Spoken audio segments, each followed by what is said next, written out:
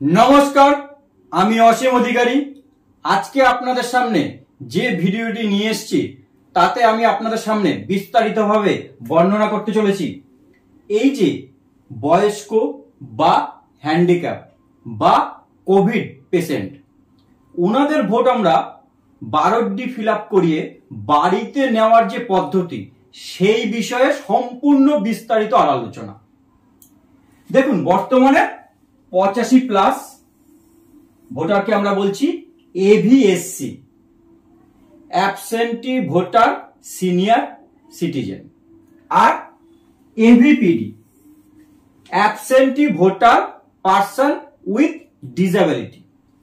Covid patient এখন নেই, ফলে এই ধরনের ভোটার আমাদের আর এই মুহূর্তে লাগছে না। বর্তমানে এভিএসসি, এভিপিডি এই ধরনের ভোটার যারা অশক্ত, বুথে এসে ভোট দিতে পারবেন না, ওনাদেরকে বিএলও ম্যাডামরা বাড়ি বাড়ি গিয়ে 12D ফিল আপ করিয়ে তার তথ্য ব্লক অফিসে বা বিডিও অফিসে জমা করেছেন। সেখানে এন্ট্রি হয়েছে, তার পরিপ্রেক্ষিতে আরো স্যার বা ম্যাডামের তরফ থেকে অ্যানেক্সার 1 বেরিয়েছে, যেটা কিনা বাড়িতে ভোট দেবেন সেই ভোটারদের নামের তালিকা। প্রথমে সংক্ষেপে একবার বলে দিই, এই যে পোলটি হবে বা ভোটটি নেওয়া হবে তার জন্য যে সংঘবদ্ধ টিম হবে সেটি সম্বন্ধে একটু আপনাদের ধারণা দিই। 2 জন মহিলা ভোট কর্মী নিযুক্ত হবে এই ভোটটির ক্ষেত্রে। তাহলে কি আসছে? 2 জন মহিলা পোলিং অফিসার। বর্তমানে এটি একই র্যাঙ্কের 2 জন মহিলাকে নেওয়া হচ্ছে। তার সঙ্গে থাকছে একজন মাইক্রো অবজারভার। এই মাইক্রো অবজারভার ইনিও একজন ম্যাডাম হচ্ছেন। সঙ্গে থাকছেন টিমে ভিডিওগ্রাফার ও পুলিশ কর্মী। বর্তমানে যেটুকু জানতে পেরেছি, পুলিশ কর্মী হিসাবে 4 জন আর্ম পুলিশ বা সিআরপিএফ আর 2 জন স্টেট পুলিশ থাকছে। এটি পরিবর্তন হতে পারে। সহযোগিতার জন্য থাকছে বিএলও ম্যাডামরা, সেক্টর অফিসার অথবা অ্যাসিস্ট্যান্ট সেক্টর অফিসার, অথবা 2 জনেই থাকছেন টিমে। ব্লক অফিস থেকে এই টিমটি যেমন অ্যাকচুয়াল ডিকোডিং কাউন্টার হয় আমাদের পোলের সময়, সেরকম ডিকোডিং কাউন্টার থেকে পুরো টিমটা যাবতীয় জিনিসপত্র নিয়ে বেরোচ্ছে ভোট নেওয়ার জন্য। এবার একটু বিস্তারিত আলোচনায় প্রবেশ করি। House to house voting preparation. এই যে হাউস টু হাউস ভোটিং যে প্রিপারেশন, এটা কি জানেন তো? ওনাকে যখন 12D ফিল আপ করানো হয়েছিল, 12D মিনস এই হলো 12D, এখানে ফিল আপ করে উনি বলেছিলেন আমি বাড়িতে বসে ভোট দেব। তার তথ্য তুলে আনা হয়েছিল এবং এই প্রক্রিয়াটি যখন চলছিল তখন যিনি 12D ফিল আপ করে বাড়িতে ভোট দেবেন ওনাকে বিএলও ম্যাডাম একটি সই করে ওনাকে একটি এর বিনিময়ে একটি কাগজ ধরিয়েছিলেন, যেখানে ছিল receive application in form 12D of কোন একটি নাম, এপিক নম্বর, আর এই যে নিয়োগপত্রটি মানে ওনাকে বলা হচ্ছে আপনি বাড়িতেই ভোট দেবেন তার একটা সিরিয়াল নাম্বার, এটি কিন্তু ওনাকে ধরিয়ে দিয়ে এসেছিলেন। এবং বর্তমানে যে তারিখে ভোট নেওয়া হবে তার একটি কিন্তু স্লিপ ওনাকে ধরানো হবে। অবশ্যই ওনাদের ক্ষেত্রে 2টো ডেট নির্ধারিত করা আছে, পরপর 2টো ডেট বা একদিন গ্যাপে হতে পারে। এই 2টো ডেটের মধ্যে যদি উনি বাড়িতে অনুপস্থিত থাকে তাহলে মপ আপ আর একটি দিন ধার্য আছে, কিন্তু সেদিনে যদি ওনাকে না পাওয়া যায় তাহলে ওনাকে অনুপস্থিত ধরে নেওয়া হবে। এই প্রক্রিয়াটি যখন বিএলও ম্যাডামরা করছিলেন তখন কিন্তু সার্ভেতে আর একটা জিনিস তুলে এনেছিলেন, যে বাড়ি বাড়িতে গিয়ে উনি যদি কোনো ব্যক্তিকে, মনে করেন 85+ ব্যক্তি, উনি বয়স্ক এবং কোনো কারণবশত মারা গেছেন, তার ডিক্লারেশন কিন্তু ওনার বাড়ির বা ফ্যামিলির কারো থেকে সই করে নিয়ে এসেছিলেন, উনি বর্তমানে মৃত, যা কিনা ভোটার লিস্টে ডিলিটেড উইদিন ব্র্যাকেট 2 দিয়ে মার্ক করা থাকছে। এই হলো বিএলও ম্যাডামরা যখন বাড়ি বাড়ি গিয়ে কাজ করেছিলেন। এবার আসছি বিস্তারিত একটু বর্ণনা। House to house voting preparation. আপনি ডিসিতে যাচ্ছেন, আমি একটু আগে বলছিলাম যে ওনাকে দুটো ডেট দেওয়া হবে, দুদিনের মধ্যে যদি উনি বাড়িতে উপস্থিত থাকেন তো ওনার ভোটটি নিয়ে আসা হবে।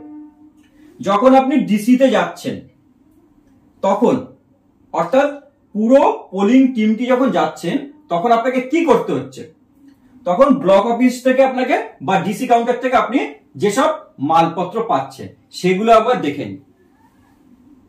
List of absentee voter, annexure 1 এ সেই লিস্ট থাকবে।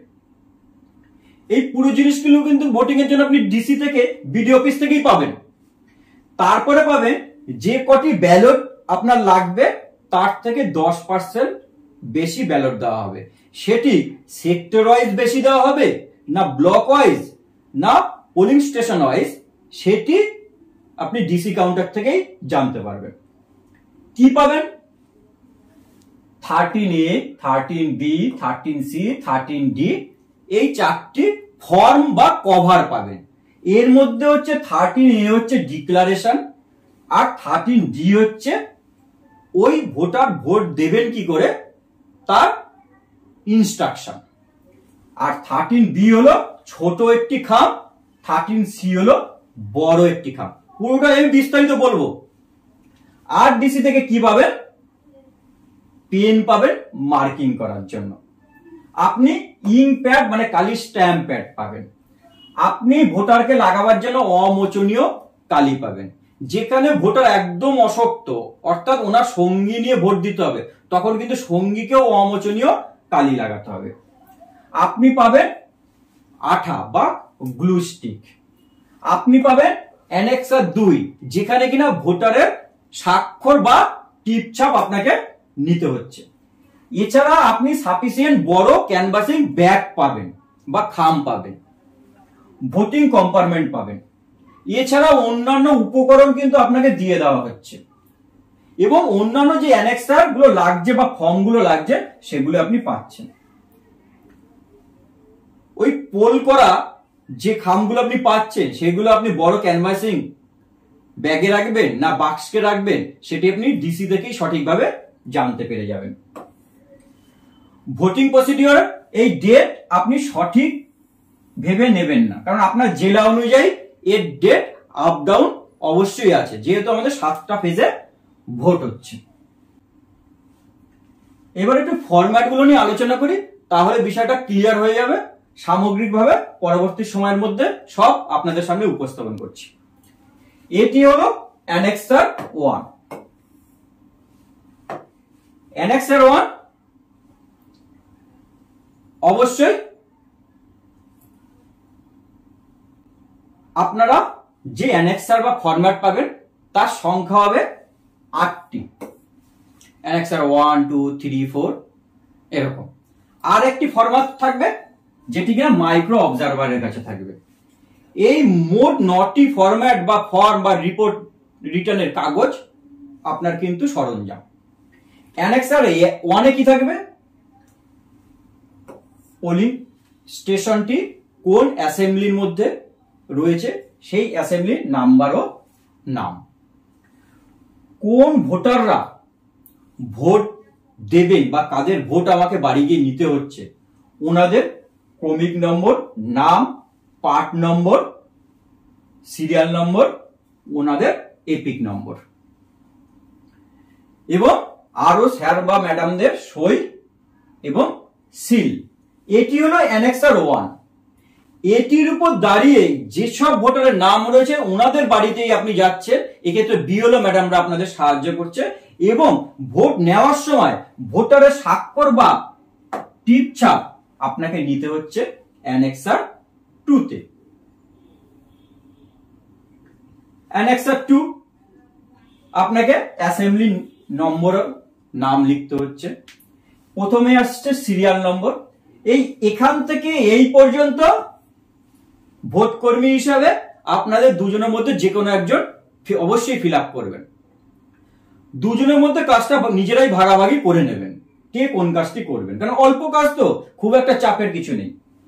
সিরিয়াল নম্বর, তারপরে লিখছেন নেম অফ ইলেক্টর, যার বাড়িতে গেছেন ভোটারের ভোট নিতে সেই ভোটারের নাম।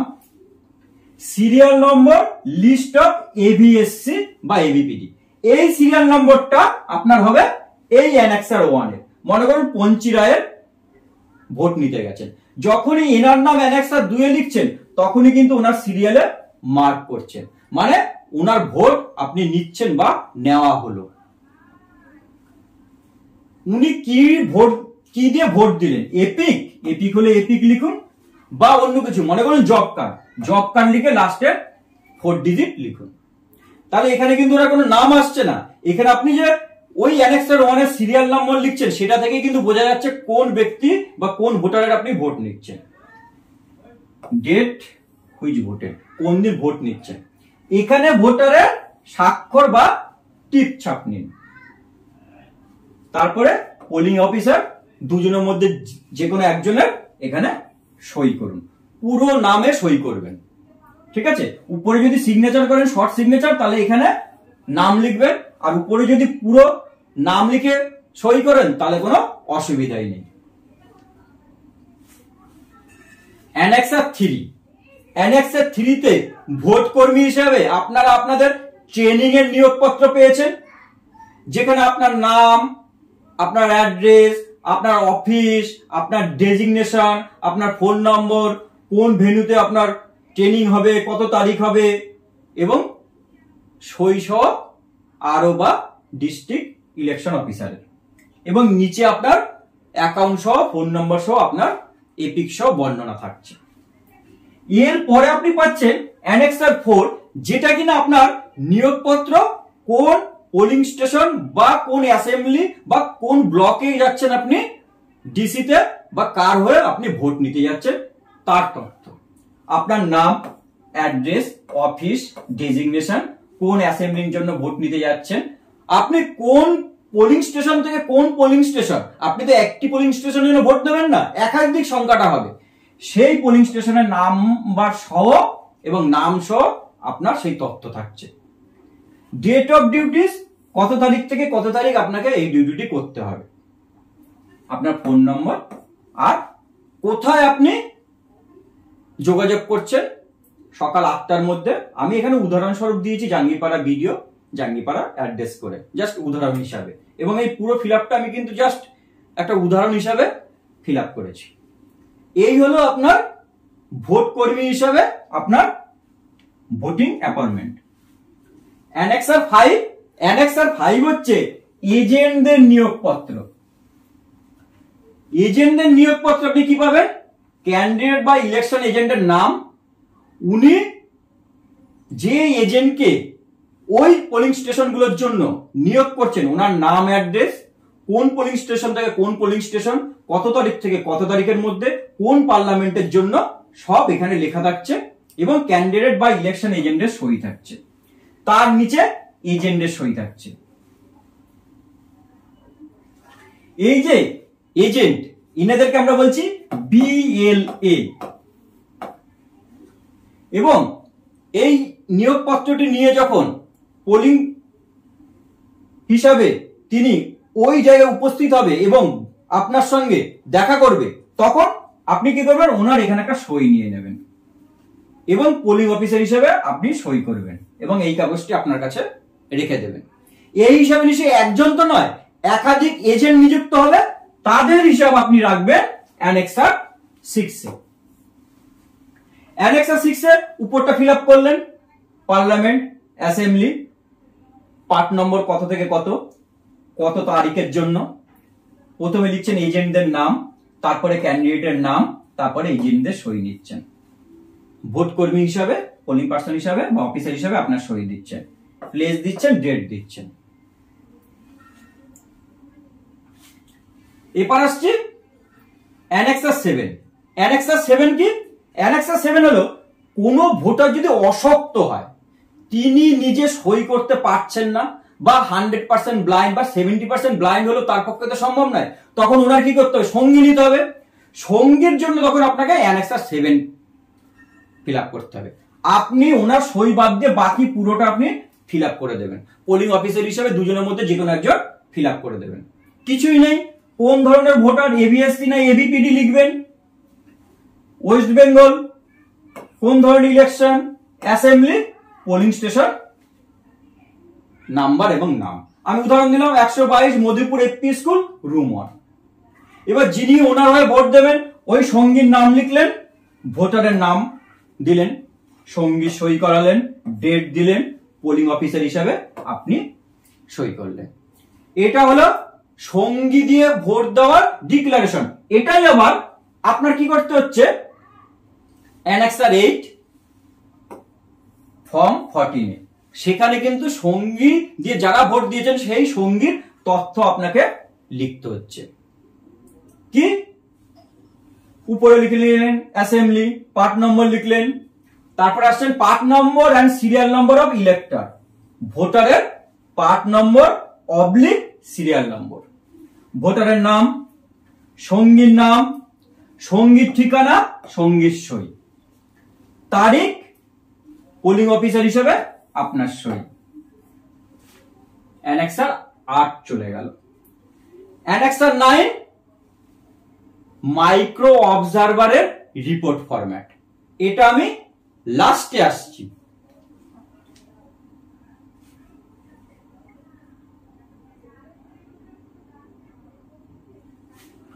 আপনি পাবেন দুটো কাগজ। একটি হলো 13A ডিক্লারেশন, যেটা আপনি ভোটারকে দিয়ে ফিল আপ করাচ্ছেন। আরেকটি হলো instruction for guidance of electors 13D। এটা ওনাকে পড়ে শোনাবেন, যতটা পারবেন বাংলায় ওনাকে বললেন ভোটারকে যে আপনি এইভাবে ভোট দেবেন, এইভাবে। আমি আসছি কিভাবে ভোট দেবে বৃত্তান্তে। এটা হলো সেই 12D। এটা কিন্তু আবার কখনই খামের মধ্যে ভরবেন না। আমার পরামর্শ হচ্ছে, আর পাবেন 13B ছোট খাম আর 13C হচ্ছে বড় খাম। আপনি পাবেন হচ্ছে ব্যালট। আপনি পাবেন হচ্ছে ব্যালট। আপনি যখন ভোটারকে ভোট নিতে গেছেন, তখন আপনি ওনাকে কি দেবেন? ডিক্লারেশনটা, মানে 13A আপনি ফিল আপ করে দিয়েছেন, ওনার স্বাক্ষর বা টিপছাপ নিলেন, এখানে বিএলও ম্যাডাম ওই সিগনেচার কে আইডেন্টিফাই করবেন এবং নিচে আপনি সই করবেন। এটিও কিন্তু আপনাকে খামে ভরতে হবে। আর ভোটার ভোট দিয়েছে, এটাকেও আপনাকে খামে ভরতে হবে। কোন খামে কোন খামে আমি বলছি। ভোটার যখন ভোট দেবে বা ওনার যখন সঙ্গী ভোট দেবে, তখন ওনাকে বলে দেবেন যে আপনি টিক বা ক্রস চিহ্ন দিয়ে ভোট দিন। যাকে ভোট দেবে সেক্ষেত্রে যেন একটি মাত্রই টিক চিহ্ন বা ক্রস চিহ্ন। যদি বিভ্রান্তিকর মনে হয় আপনার, তখন আপনি শুধু বলুন আপনি টিক দেবেন অথবা ক্রস দেবেন, যে কোনো একটা বলুন। কিরকম বিষয়টা আমি ভোটারটা একটু লুকিয়ে রেখেই বলছি। এটাই বানিয়েছি আমার মতো করে, এখানে যেহেতু নাম উল্লেখ করেছি ওই জন্য বলছি না। উপরের কেউ নয়, এটা নোটা। আপনি ওনাকে বললেন, এখানে তো সেই ছবি থাকবে, বলবেন এইখানে টিক বা ক্রস দিতে, তাহলে ভোট দেওয়া হলো। এবার আপনি এটা কি করবেন? এটাকে ভাঁজ করলেন, ভাঁজ করে ফর্ম বি এর মধ্যে এটাকে শুধু ঢোকাবেন, আর কিন্তু এর মধ্যে কিছু ইনসার্ট হবে না। আর এই যে এর যে ব্যালটের সিরিয়াল নম্বর, সেই সিরিয়াল নম্বর আপনাকে এখানে লিখে দিতে হবে। আমি এ বিষয়ে জানি, যদি মহিলা ভোটার হয় তাহলে উমেন লিখে দেওয়াই ভালো খামের উপরে। এই নিয়ে ডিসি থেকে বা ট্রেনিং এ যে নির্দেশিকা পাবেন সেটাই আপনারা মেনে চলবেন। তাহলে আমি এটা কি করলাম? এই খামের ভিতরে প্রবেশ করিয়ে দিলাম, প্রবেশ করিয়ে এখানে গাম বা আঠা দিয়ে লাগিয়ে দিলাম। এবারে এটাকে কি করব, এটাকে আর অ্যানেক্সার 13A কে বা ফর্ম 13A কে এই দুটোকে একসঙ্গে আমি 13C বড় খাম সেই খামেও এর ভিতরে প্রবেশ করিয়ে দেব। কখনোই কিন্তু 13D আমরা প্রবেশ করাবো না। খামের উপরে আপনার বিভিন্ন জিনিস লিখতে হবে, কনস্টিটুয়েন্সি, রিটার্নিং অফিসার, আমি এখানে বর্ণনায় বলে দিচ্ছি। দেখুন এইটা হলো 13A। 13A কি করছেন, উপরে আপনি কনস্টিটুয়েন্সি লিখছেন, তারপরে ব্যালটের নম্বর লিখছেন, তারপরে সিগনেচার বা টিপ ছাপ নিচ্ছেন ভোটারের, তারপরে বিএলও ওনাকে আইডেন্টিফাই করছে, বিএলও সিগনেচার করাচ্ছেন, আর পোলিং অফিসার হিসেবে আপনি সই করছেন। উপর পোর্শনটা ভোটারের জন্য, নিচের পোর্শনটা বিএলও ম্যাডাম এবং ভোট কর্মী হিসেবে আপনার জন্য। এটি 13B খামের মধ্যে প্রবেশ করাবেন। 13B কে আমরা বলি কভার এ। এখানে লিখছেন মনে করুন পার্লামেন্ট, আমি একটা উদাহরণস্বরূপ নিলাম 27 শ্রীরামপুর, আর এখানে লিখবেন ব্যালটের নম্বর। কাউন্টার ফাইল থেকে কিন্তু আগে ব্যালটের নম্বর লিখে নেবেন, না হলে ভুলে গেলে পরে আবার খুলবেন, তখন ভোটার কিন্তু খারাপ ভাববে, আমার ভোট তো দেখে নেবে তাহলে। ফলে কাউন্টার ফাইল থেকে যখনই ছিটছেন তখনই কিন্তু এই দুটো জায়গায় ব্যালটের নম্বর আপনি লিখে নিচ্ছেন, এবং ব্যালটের পিছন দিকে আপনি কি করছেন, সই করছেন। ব্যালটের পিছন দিকে উপর দিকে কিন্তু সই করছেন। যদি মনে করেন একটা সই করবেন, তাহলে যেখান থেকে কাট মার্ক তার নিচ থেকে উপর পর্যন্ত ফুল সিগনেচার করবেন, যাতে কাটলে হাফটা উপরে থেকে যায় আর হাফটা অ্যাকচুয়াল ব্যালটে থেকে যায়। 13C বড় খাম, 13C বড় খাম, এর মধ্যে সব যাচ্ছে। উপরে কি লিখলেন, অ্যাসেম্বলি নাম্বার এবং নেম, আর নিচে to the returning officer number এবং নেম। 13C হয়ে গেল। তাহলে ভোট প্রক্রিয়ার জন্য যেটুকু আর হলো। এবার আপনাকে কি করতে হচ্ছে, অমোচনীয় কালি ভোটারের কোথায় লাগাচ্ছেন, বাম হাতের তর্জনীতে। ভোটারের যদি সঙ্গী হয় তখন ডান হাতের তর্জনীতে অবশ্যই। এবং এগুলো কিন্তু এই অ্যানেক্সার 2 এ কিন্তু ভোটারের টিপ ছাপ আপনাকে নিতে হচ্ছে। এবার যেটা পেয়েছি সেটাকেই একটু সারসংক্ষেপ হিসাবে বা নির্দেশিকা হিসাবে একটু দেখে নিন।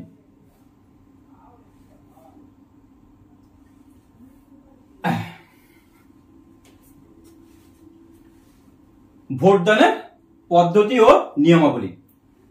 13A ফর্ম বা নিদর্শে ভোটার তাকে কোন সিরিয়াল নম্বরের ব্যালট দেওয়া হলো ভোটারকে, সেটা কিন্তু 13A তে ওনার স্বাক্ষর করাচ্ছেন এবং তা পোলিং অফিসার অ্যাটাস্টেড করে দিচ্ছেন। ভোটারকে যে ব্যালট পেপার প্রদান করা হয়েছে তার সিরিয়াল নম্বর 13A ফর্ম বা নিদর্শে এবং ছোট খাম অর্থাৎ 13B ফর্ম বা নিদর্শে আপনি রাখছেন। অর্থাৎ 13A তে এবং 13B খামে কিন্তু ব্যালটের সিরিয়াল নম্বর আপনাকে লিখতে হচ্ছে। ভোটারকে দেওয়া ব্যালট পেপারে ভোটার তার পছন্দের প্রার্থীর পাশে ক্রস চিহ্ন বা টিক চিহ্ন দিয়ে ভোট প্রদান করবেন। ভোট প্রদানের পর ব্যালটটিকে অতি সন্তর্পণে ভাঁজ করে ছোট খাম 13B এর মধ্যে প্রবেশ করাতে হবে ও তা বন্ধ করতে হবে। অর্থাৎ ছোট খামের ভিতরে কিন্তু শুধুমাত্র আপনার ব্যালটই যাবে, ব্যালট ছাড়া কিন্তু আর কিচ্ছু যাবে না। এরপর বড় খাম 13C কে সব ঢুকিয়ে আপনি পোলিং অফিসার হিসেবে আপনি সংগ্রহ করে নিলেন। আরেকটি জিনিস,